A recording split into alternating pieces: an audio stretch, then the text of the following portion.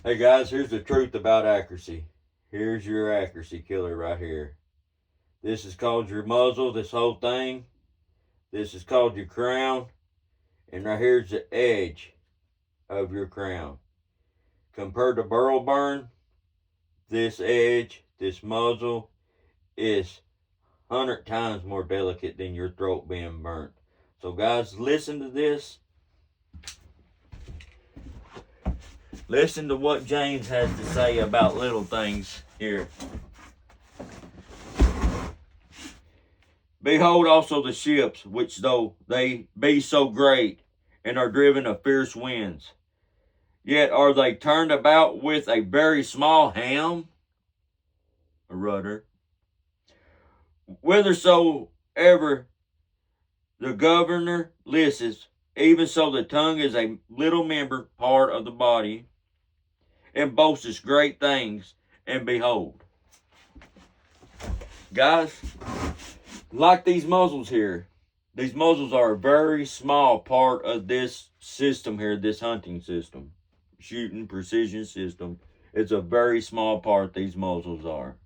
But like our mouths can speak evil, can spread us from doing good, or it can spread good. Like a ship being driven by a rudder, a huge ship being driven by a little small 4-foot rudder.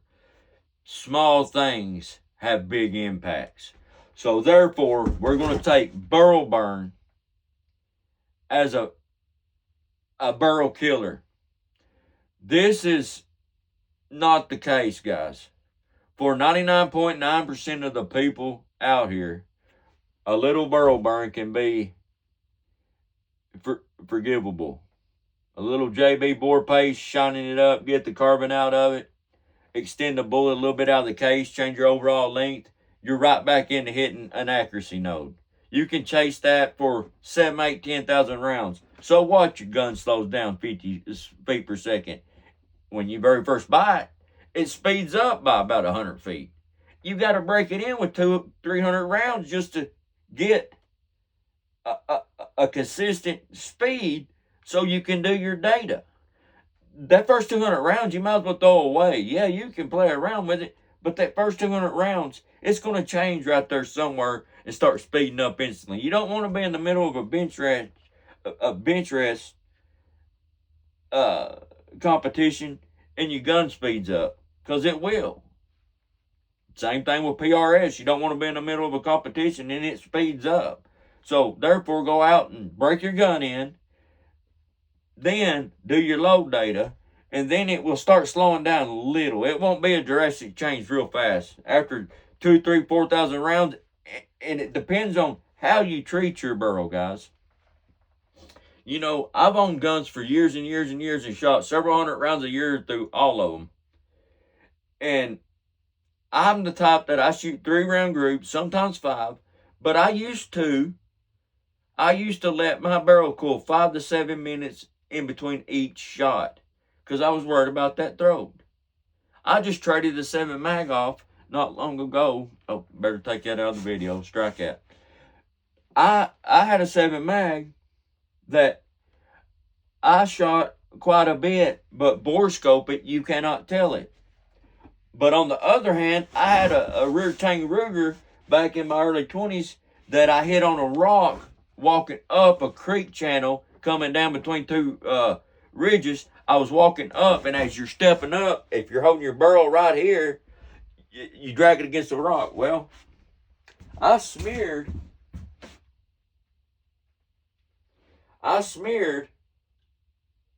the edge of my muzzle from about right here over into the barrel. And therefore, I ended up having to trade that gun off to ever get something that would shoot again. But the gunsmith that received that gun took off about 10 thousandths, 15 thousandths off that muzzle, reshaped the crown, which was a rounded sporter style muzzle crown, and he shaped it right back to original shape and all, reblued it. Never could tell that gun had ever had anything wrong with it. And you ain't going to miss 20 thousandths off the end of a 24-inch barrel. No way in the world you are. So what I'm telling you is these muzzles here, especially right here on the edge, the more uniform it is, the more accurate your gun is going to be. If you get a little smear, a little ding, a little roll, like this right here starting to roll a little bit. I think somebody used a brush on the wrong end and just kept working it in and out like that, and that'll roll the edge. But it takes forever to do that. They had to be very aggressive with it or hitting a rod against it to roll it. But you can see it just a little bit right there. Now, is that going to hurt my accuracy? I don't know. I've not shot the gun enough to tell. But if it does, I'm going to just take it somewhere and have them to clean 20 thousandths off the top of it, put me an 11-degree target muzzle on it, and I'm going to be fine. Now, on this one over here is another type. Right here. Right here's another type of muzzle.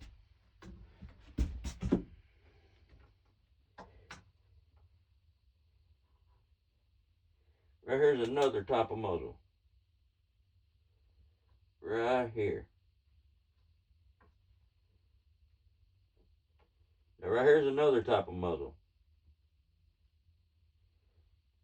This is a recessed hunting PRS style crown. Really called a recessed crown is what it's called. You want your edge of your muzzle right here to be 90 degrees from this flat right here inside your rifle. You want that as sharp as it can be, like a trim edge on a die in a press shop. And that's another thing, guys, is if it'll cut your fingernail, you're fine all the way around. But, you know, as far as muzzles go, there's another one that we haven't talked about. It's or we've mentioned it, but 11-degree target crown.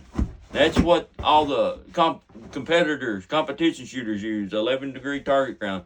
Then we talked about the round sporter crown, and then now we've talked about the recessed crown, and then the 11-degree recessed target / hunting crown, which is probably the best for everybody, or this one. So, guys, I'm saying all this to say that the true accuracy killer is a ding on your muzzle. The bore throat erosion is a real thing, but it's not significant. Like I said, you can always chase it and find a node. And yes, maybe after 5,000 rounds, your gun does slow down 50 feet per second, 70 feet per second. Not a big impact as long as you reset your load and you can get that back.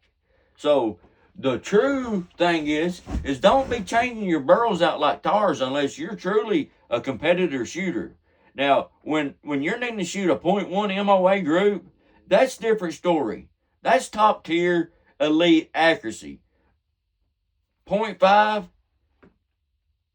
to 1 MOA. That's plenty good enough for most people. Now, PRS might need one that shoots, a quarter MOA, because that can score them points in certain situations. It can score them more points. But I don't understand why the emphasis is on the barrel burning instead of on the muzzle, when the crown is the most crucial part. It's the last part that bullet touches before it goes. The throat is one of the first places.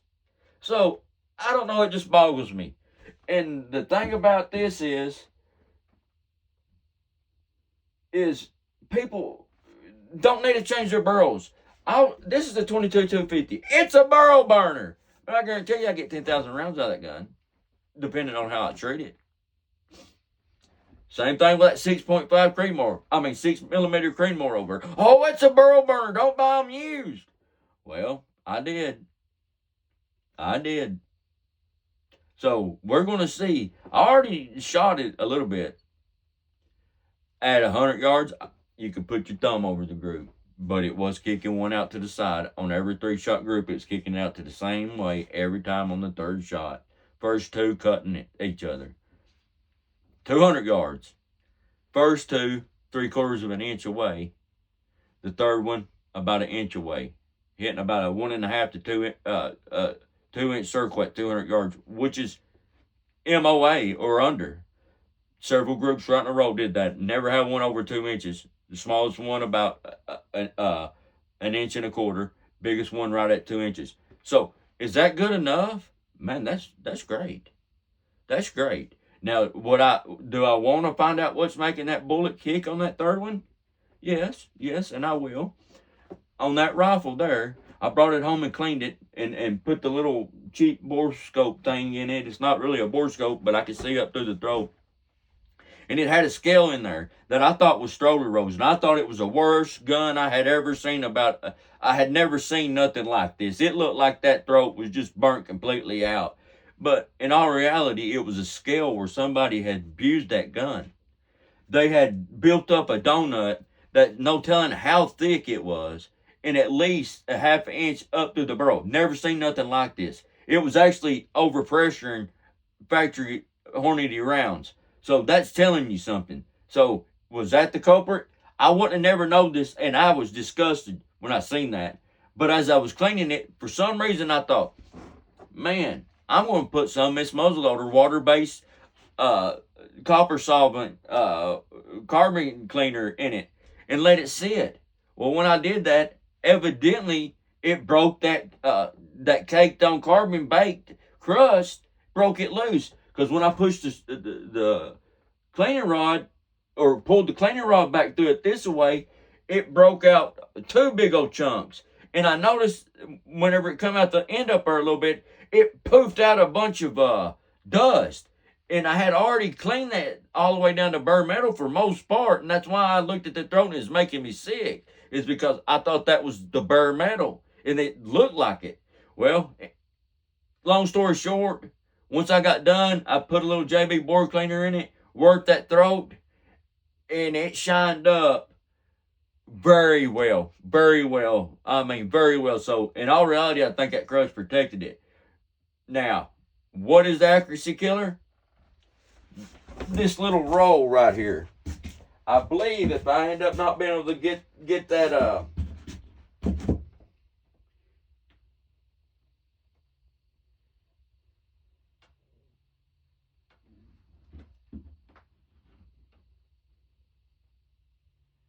I believe if I end up not being able to get that one bullet from kicking, I believe it's going to be this little roll that's right from about right here to right about right here is going to be my problem. I think that's the roll right there, right in there.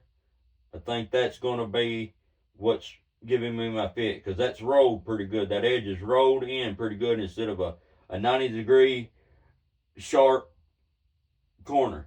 Now, if it shoots good, am I going to worry about it? No. Now, if it don't, am I going to go take it somewhere and pay $75 or $100 to have 10,000 stuck off of that and a 11-degree crown put on it? Yeah. Is it worth $100? Probably is. And that's another thing, guys, is I got 14 years hand working and tool and die hand worker and machining. That's why I can see these small little defects in this stuff, is because I got a trained eye for one, but I don't have no access to nothing that I can actually turn the muzzle back on that rifle. If I do have access to a lathe, it's going to have so much slop and run out in it, I'm not going to trust it. So it is what it is. I'll take it to a gunsmith, let them do it properly, and you should too, by disclaimer. So guys, we're going to wrap this up. And we're going to say, we found the accuracy killer, and it's not barrel burn. We're going to say it's the muzzle. Protect it at all costs. Buy muzzle protectors.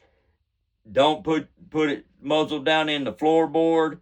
Don't carry it by your side up a hill, a steep hill especially. Always hang it on your shoulder going up a hill. Barrel up. Let's see.